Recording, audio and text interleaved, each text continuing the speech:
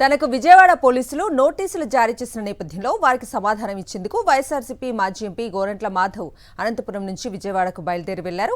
వాసిరెడ్డి పద్మ ఫిర్యాదు ఆధారంగా Vijayawada cyber crime పోలీసులు మాధవ్కు నోటీసులు జారీ చేశారు. నేడు విచారణకు హాజరు కావాలని కోరటంతో పార్టీ శ్రేణులు అనుచరులతో భారీ కాన్వాయ్లో విజయవాడ తరలి వెళ్లారు మాధవ్. తొలుత అనంతపురంలో మహానేత వైఎస్ఆర్ అంబేద్కర్ విగ్రహాలకు పూలమాల వేసి నివాళులర్పించిన ఆయన అనంతరం విజయవాడకు బయలుదేరారు. తనకు విజయవాడ పోలీసులు నోటీసులు జారీ చేసిన నేపథ్యంలో వారికి సమాధానం ఇచ్చేందుకు వైఎస్ఆర్సీపీ మాజీ ఎంపీ గోరంట్ల మాధవ్ అనంతపురం నుంచి విజయవాడకు బయలుదేరి వెళ్లారు. వాసిరెడ్డి పద్మ ఫిర్యాదు ఆధారంగా విజయవాడ సైబర్ క్రైమ్ పోలీసులు మాధవ్కు నోటీసులు జారీ చేశారు. నేడు విచారణకు హాజరు కావాలని కోరటంతో పార్టీ శ్రేణులు అనుచరులతో భారీ కాన్వాయ్లో విజయవాడ తరలి వెళ్లారు మాధవ్. తొలుత అనంతపురంలో మహానేత వైఎస్ఆర్ అంబేద్కర్ విగ్రహాలకు పూలమాల వేసి నివాళులర్పించిన ఆయన అనంతరం విజయవాడకు బయలుదేరారు. ఏపీలో కూటమి ప్రభుత్వం అధికారంలోకి వచ్చాక రాజకీయ కక్ష సాధింపులు ఎక్కువయ్యాయని మాజీ ఎంపీలు గోరంట్ల మాధవ్, తలారి రంగయ్య, మాజీ ఎమ్మెల్యే కేతిరెడ్డి పెద్దారెడ్డి ఆరోపించారు. గోరంట్ల మాధవ్పై విజయవాడ పోలీసులు కేసు నమోదు చేసిన నేపథ్యంలో వారు మీడియాతో మాట్లాడారు. కూటమి ప్రభుత్వం పోలీస్ వ్యవస్థను ఇష్టారాజ్యంగా దుర్వినియోగం చేస్తోందని ఆరోపించారు. వైఎస్ఆర్సీపీ నాయకులపై అక్రమంగా కేసులు బనాయిస్తున్నారని మండిపడ్డారు.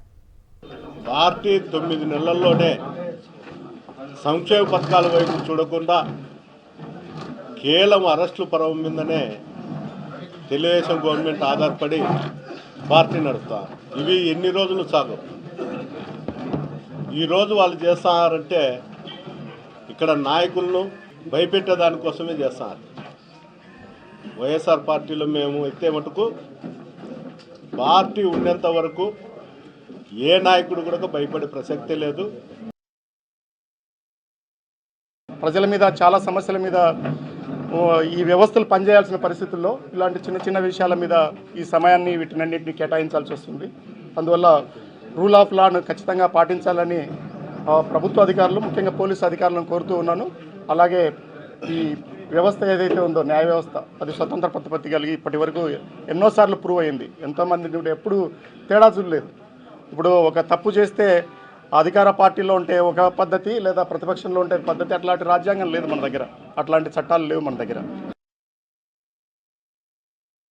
ఈరోజు వైఎస్ఆర్ కాంగ్రెస్ పార్టీ లీడర్ల పైన అనేక రకాల వేధింపులకు గురి చేస్తున్న సంగతి మనందరం కూడా గమనించవచ్చు. కూర్చుంటే కేసు, లేస్తే కేసు, ఏదైనా విమర్శిస్తే కేసు, ప్రశ్నిస్తే కేసు, అడిగితే కేసు, సభలు సమావేశాలు పెడితే కేసులను పెట్టి పౌరుల యొక్క హక్కులను కాలరాస్తున్న సంగతిని, ఉక్కుపాదంతో అణిచివేస్తున్న సంగతిని మనమంతా కూడా గమనించాలి.